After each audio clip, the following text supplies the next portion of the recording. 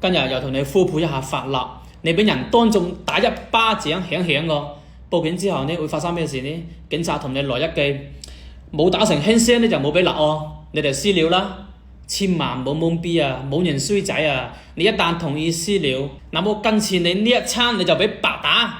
記住，立案只不過係刑事案件，但係打你呢件事本身就係違法嘅行為，佢必須要付出代價。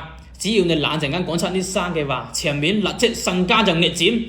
第一句，阿常，對方當眾毆打我，事實清楚，已經違反咗治安管理處罰法，我要求依法處理，並且立即向我出具受案回則。受案回則係官方結案嘅憑證，防止不了了之。第二句，我而家頭暈、噁心、視線好模糊，我要求立即調取現場嘅監控，並依法對我進行傷情嘅鑑定。傷情鑑定係你個核心權益，輕微傷亦都可以拘留嘅。頭暈、噁心呢啲症狀呢，一定要講出來，監控必須要立即控制好。如果遲咗呢，有可能就俾人家攞走損壞啦。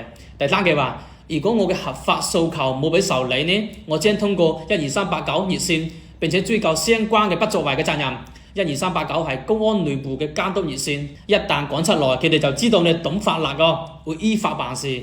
只要事實存在，有報警嘅記錄，有傷情嘅報告，警方必須要依法處理。你冇驚麻煩啊！你維護個冇僅僅係自己嘅尊嚴，更加係社會個公平正義。關注我一個可以帶你致富嘅粵西暴龍。